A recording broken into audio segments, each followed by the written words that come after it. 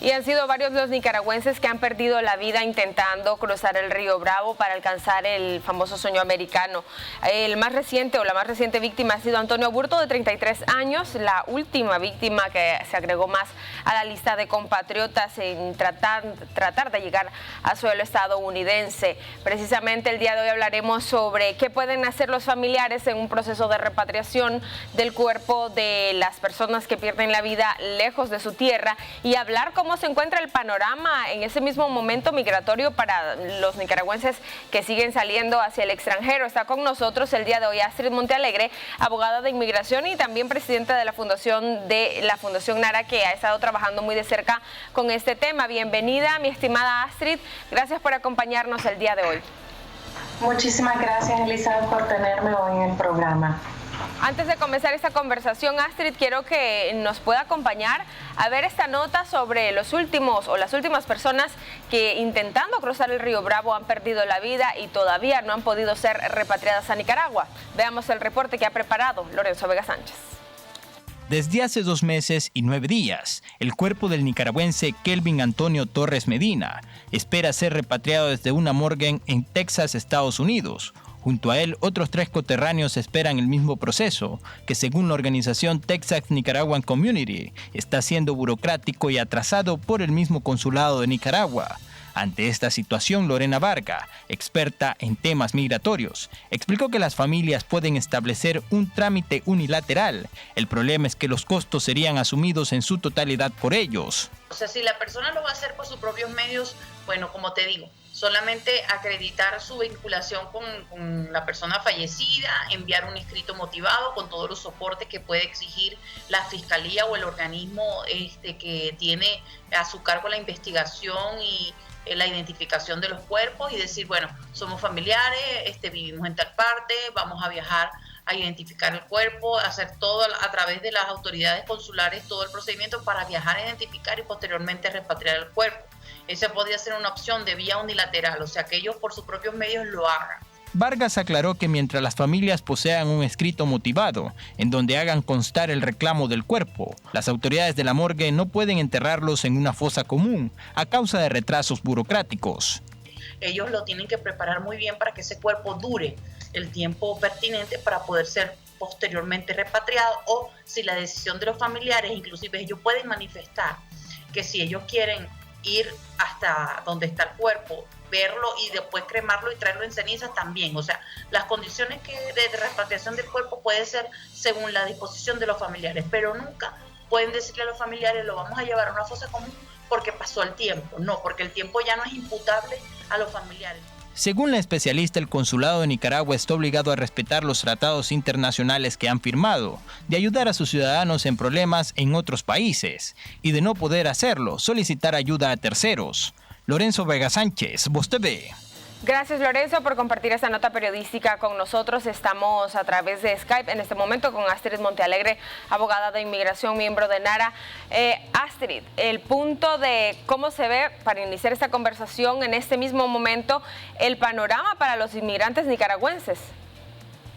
Bueno, el panorama se ve bastante desesperado porque aparte de la tragedia que estamos viendo de los migrantes que están falleciendo en su travesía, también tenemos los migrantes que tienen un proceso incierto en los Estados Unidos porque las leyes están cambiando rápidamente. Ya vemos que tenemos el programa de permanecer en México, que ya no se está habilitando, y también tenemos el título 42 que se estuvo peleando en las cortes de apelaciones aquí en los Estados Unidos. Entonces sí es una travesía bastante incierta. Ahora mismo, Astrid, usted mencionaba este tema del MPP que ya ha sido retirado, lo vamos a conversar en el próximo bloque, pero quisiera preguntarle también en qué estado quedan los nicaragüenses que estaban a esperas de alguna respuesta bajo este programa. Bueno, tenemos muchos nicaragüenses que estaban en México esperando que a partir de que se terminó el programa se les ha permitido entrar a los Estados Unidos bajo un permiso que se llama parol, y otros que aún están esperando porque ya tenían su fecha de corte o entrevista predeterminada. Bien, en el tema de la repatriación, Astrid, hasta el momento, ¿ustedes tienen algún registro de cuántos nicaragüenses han fallecido intentando cruzar el Río Bravo en lo que va de estos meses del año?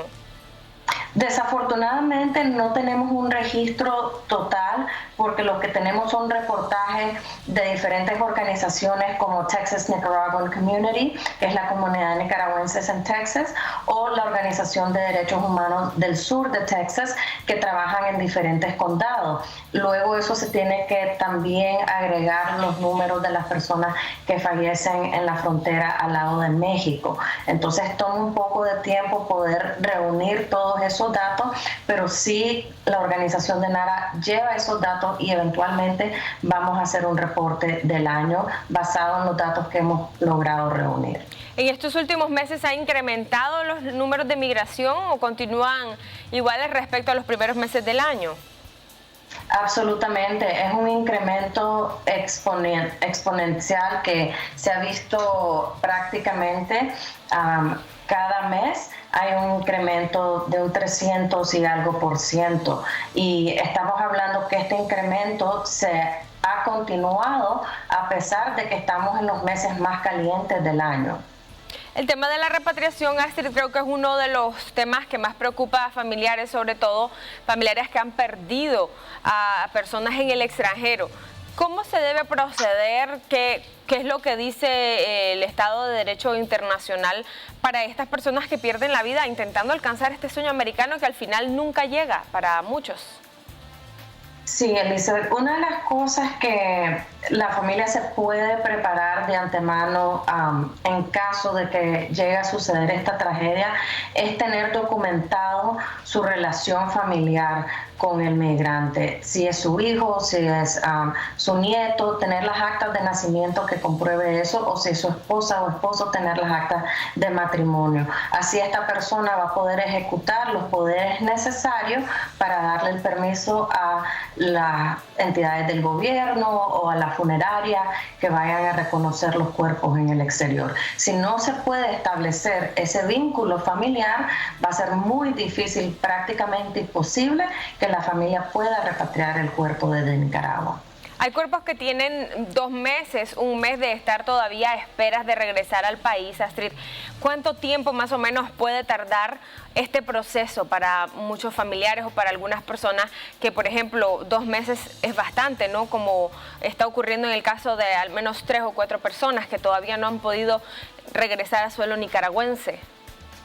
Así es, en nuestros estudios de los nicaragüenses que están falleciendo en la frontera, hemos logrado observar que el proceso en México, cuando la persona fallece en México, tiende a ser un poco más ágil. Los ministerios de Gobernación de México facilitan el proceso.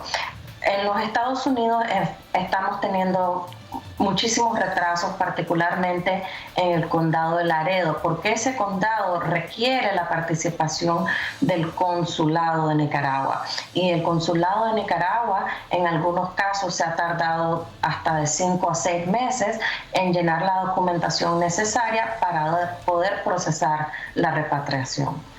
En tanto esos cuerpos todavía no son traídos a Nicaragua, ¿qué es lo que ocurre? Porque muchos familiares también, me imagino, tienen esa preocupación de no poder darle el último adiós a sus seres queridos.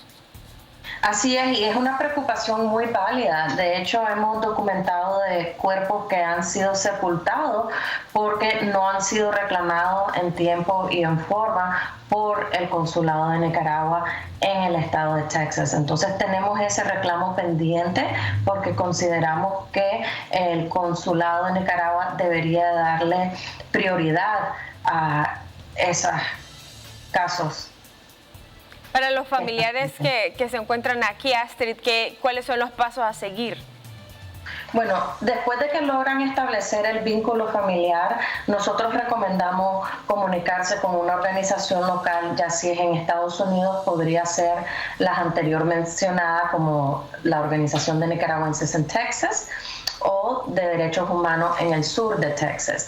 En México hay una organización de nicaragüenses en el mundo, capítulo de México, que tiene un formulario para solicitar apoyo y se envía a la organización para que ellos puedan, con los documentos que establecen ese vínculo familiar, apoyar a la familia y caminar con ellos en el proceso de hacer el reporte al Ministerio de Gobernación, de poder identificar el cuerpo, ya sea por fotografía o por huellas dactilares, y poder procesar la repatriación por medio de un poder que requiere estar apostillado. Totalmente. Bien, en ese sentido también preguntarle, ¿es muy alto el costo? Porque hemos conocido de personas que necesitan la ayuda para realizar este tipo de trámites a nivel internacional, y si bien es cierto, muchos nicaragüenses salen pagando cierta cuota, al momento de retornar el cuerpo sabemos que quienes responden son los nicaragüenses que quedan precisamente en este país. ¿Es bastante caro o cuál es el registro que se maneja? No, sí, realmente los costos son elevados. En los Estados Unidos estamos hablando de un costo mínimo de $5,000 para arriba, y lo que se ha logrado negociar, obtener por medio de las organizaciones de nicaragüenses en México es un averaje de $3,200, $3,500 por repatriación. Eso es trabajando con una funeraria que tiene presencia a nivel nacional y que está consciente de la situación de los nicaragüenses. Astrid, en este momento, ¿qué es lo más recomendable para los familiares y también qué es lo más impactante de hablar de un tema como este? Es decir, es probable que muchas personas se pregunten que por qué estamos hablando del tema de la repatriación, pero en un poco tiempo han sido varios los casos que ya se manejan de personas fallecidas en el Río Bravo que todavía no han retornado a Nicaragua, así que es una realidad, ¿no?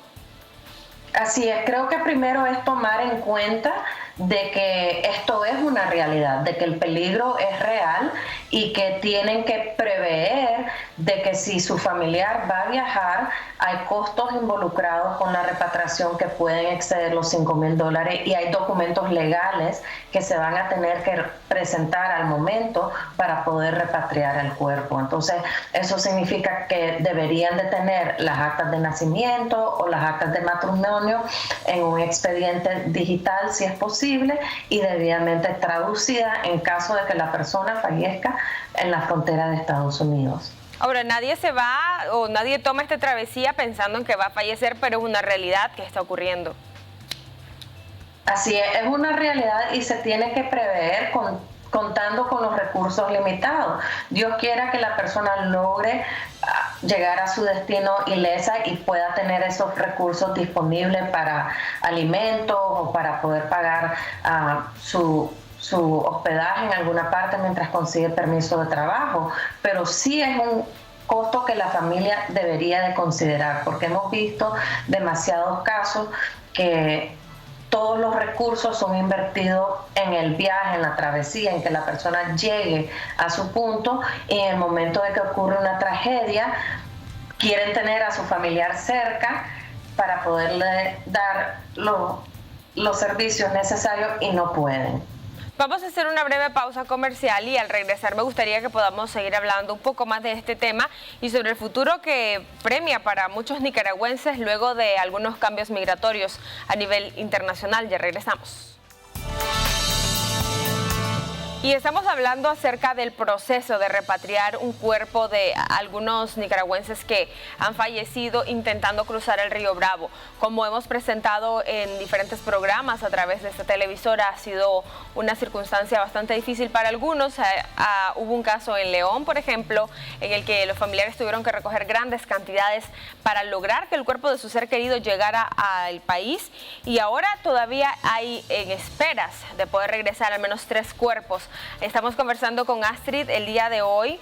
Ella es abogada de inmigración y presidenta de la Fundación NARA, que ha estado bien de cerca con el caso de migrantes nicaragüenses. Astrid, antes de la pausa estábamos hablando sobre este tema bastante sensible que tiene mucho que ver con la realidad que está ocurriendo en este momento, y ya decíamos que hay cambios en las reglas, ¿no?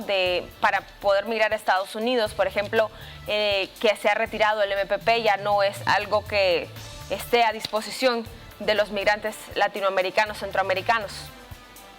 Sí, es importante aclarar que aunque ya se retiró el MPP y las personas no necesariamente van a ser obligadas a esperar en México, aún sigue en pie el título 42, lo cual permite que las las autoridades locales decidan caso por caso si van a regresar a esa persona a México o no. Y esa persona queda sin un caso pendiente. Esto significa que los migrantes tienen que prepararse aún para permanecer en México por un tiempo indefinido. Aparte de eso, en cuanto al tema de la repatriación de los cuerpos, también hemos visto extorsión de los familiares en ese sentido, de funerarias que hacen promesas de devolver los cuerpos, ubicar los cuerpos en tiempo y forma, y luego no lo hacen y la familia se encuentra sin recursos y sin su familiar. O sea, hay posibilidades de perder más dinero todavía en este proceso, Astrid. Así es, hemos tenido reportes de personas que están en Nicaragua y se comunican con una funeraria en la frontera. La funeraria le hace promesas de repatriación cobrándole cierta cantidad de dinero y luego no tienen el servicio que se les prometió y ya perdieron su dinero. Por eso es que recomendamos siempre comunicarse con una organización de nicaragüenses o otra organización registrada para brindarles acompañamiento, porque se presta para mucha extorsión esta situación. Ok, solo para retomar el paso a paso, legalmente, ¿qué procede, Astrid? Si la familia ya se dio cuenta que su ser querido falleció en este rumbo, en esta travesía, lo primero que hay que hacer, ¿qué es? ¿Hay que ir a algún lugar aquí en Nicaragua y hacer alguna llamada específica a las autoridades en Estados Unidos? ¿Cómo funcionarían los primeros pasos? Bueno, primero la familia debería de reunir los documentos para comprobar que son familiares de la persona que creen o que han confirmado que está difunta. Si la familia sabe a qué lado de la frontera está el familiar o en qué condado, eso facilita un poco el proceso porque se pueden enfocar en llamar el condado que corresponde. Si no saben el condado, es un poco más difícil porque tienen que llamar a todos los condados, establecer el vínculo familiar y reportar a su familiar como una persona que está desaparecida o difunta. Ok. Para poder proceder, después de haber hecho eso, van a necesitar un poder apostillado en el cual nombran a la funeraria como su representante en el condado donde está el cuerpo. Y de ahí la funeraria es quien se comunica con el Ministerio de Gobernación para poder confirmar el traslado del cuerpo. La verdad es que es una serie de papeleos que muchas veces las familias también les toma meses, semanas. Quiero que podamos introducir también al tema de cómo está ahora mismo actualmente la situación, el panorama para quienes están decidiendo salir, porque sigue siendo una realidad, la gente continúa saliendo. Veamos esta nota que ha realizado Lorenzo Vega Sánchez.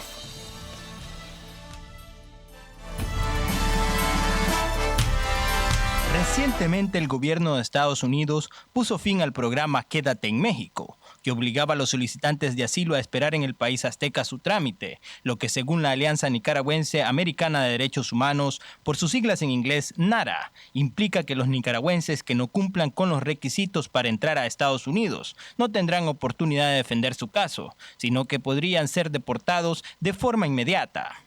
Solamente si sos perseguido, vas a calificar para el asilo. Si sos perseguido por grupos o por tu propio gobierno, o tu gobierno no te puede proteger, si te persiguen por religión, raza, orientación sexual, política, a la vez, esto significa que pueden haber diferentes maneras de que pidas tu asilo. Una es que te manden a un centro de detención y pases tu proceso de asilo en un centro de detención.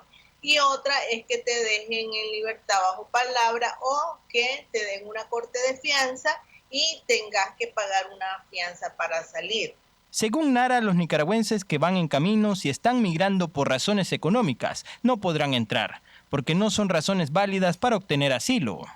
Nosotros les hemos sugerido que busquen otras opciones porque las hay y abrieron más visas de trabajo donde los nicaragüenses calificamos. Sin embargo, sé de casos de nicaragüenses que han empezado y han estado en contacto conmigo y ellos han hecho todo el proceso, han buscado abogados, han buscado compañías y pues han conseguido la visa de trabajo. La cancelación del programa permitirá que los procesos duren máximo 45 días y que de forma inmediata al llegar a la frontera sean entrevistados por un agente. O sea, la foto en sí no es una evidencia que te va a dar el asilo. El asilo te lo va a dar en primer lugar tu declaración, tu testimonio, las preguntas las respuestas que deja la agente de migración. En junio del 2022 se reportan 11.258 detenciones de nicaragüenses, quienes intentaron cruzar ilegalmente Estados Unidos, según la Oficina de Aduanas y Protección Fronteriza de ese país. Lorenzo Vega Sánchez, Voz TV. Gracias, Lorenzo. Astrid, estábamos viendo este tema de la eliminación del MPP y me gustaría que para que la gente que nos está viendo pueda entender un poco más qué representa para quienes han migrado, quienes están rumbo a migrar, la eliminación de este programa. Bueno, para las personas que están ya en México, la eliminación de este programa representa de cierta manera la agilización de su proceso, porque van a ver un juez más pronto que lo anticipado y van a poder esperar en los Estados Unidos durante ese proceso, que generalmente es lo que los migrantes anticipaban, porque su núcleo de apoyo, su red de apoyo está en Estados Unidos, no en México. Entonces esto de cierta manera facilita el proceso para el migrante.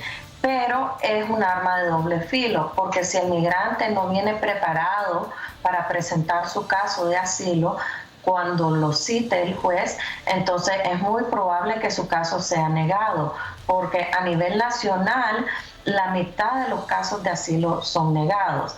Y cuando estamos viendo los casos de nicaragüenses en particular, los números del 2021 de todos los nicaragüenses que aplicaron, únicamente se aprobaron 30% de los asilos. Entonces muchas veces vemos que la persona viene a Estados Unidos, entra por algún punto de entrada y dice, bueno, ya me dieron el asilo. Muchas veces está equivocada esa persona. No es que le han brindado el asilo, sino que le permitieron entrar al país para que solicite el asilo. Porque, como mencioné, la gran mayoría de casos de asilo de nicaragüenses son negados.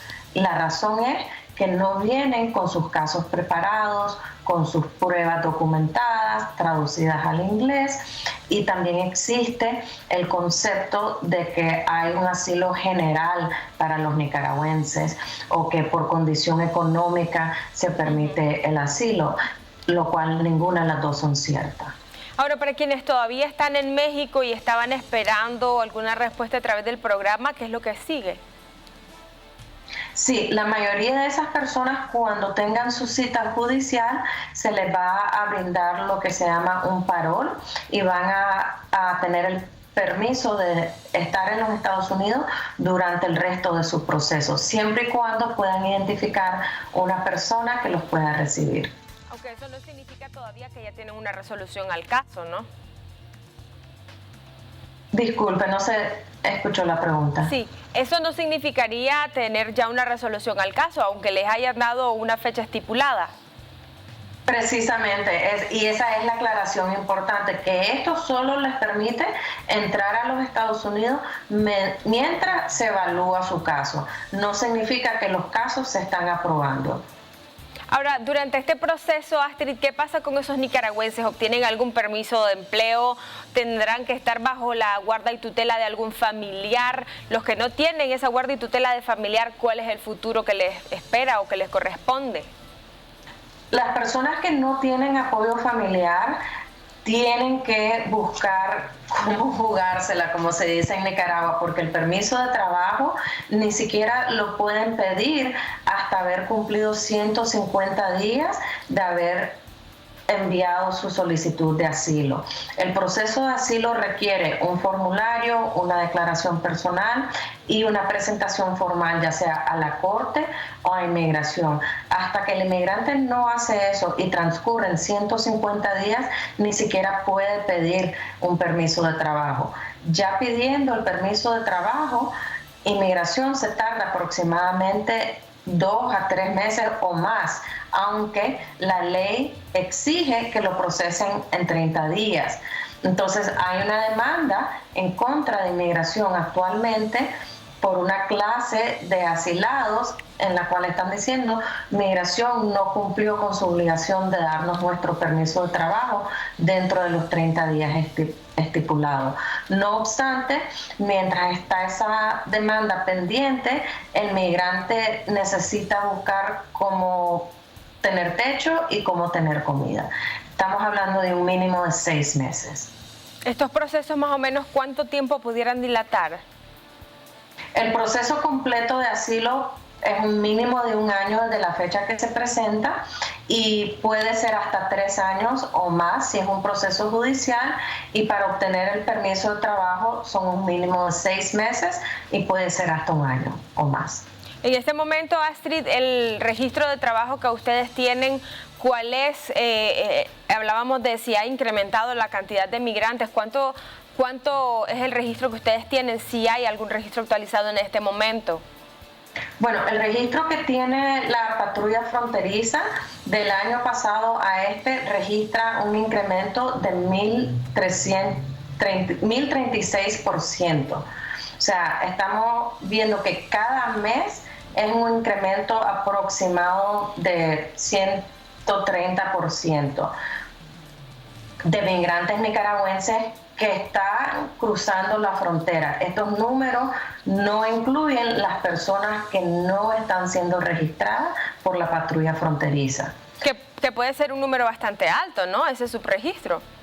Así es, porque sabemos que hay muchos nicaragüenses que están entrando con visas, ya sea de estudiantes, de turistas o de trabajo, y están pidiendo extensiones de esas visas, o dentro del tiempo de su estadía también están pidiendo asilo. Entonces sería interesante ver al final de este trimestre de octubre cuántos nicaragüenses han solicitado asilo, cuántos han entrado con visas. Bien, Astrid, sus comentarios finales respecto a este tema. Bueno, mis comentarios finales sería que la comunidad nicaragüense se mantenga educada, que consideren todos los riesgos, que no solo miren los mejores de los casos, que también miren los casos fatales, los casos de las personas que han sido deportadas, para que puedan aprender no solo cómo pueden mejorar su caso, sino cuáles son los errores que deberían de evitar. Muchas gracias, Astrid, por el tiempo. Siempre nos complace conversar con usted para aclarar varias dudas respecto a este tema y esperamos estar en contacto permanente. Gracias a ustedes, Elizabeth, por la invitación. De esta manera hacemos una breve pausa comercial, pero en el siguiente bloque veremos qué piensan nicaragüenses respecto al tema de la migración. ¿Cuál es el punto de vista de la población? Lo compartimos al volver.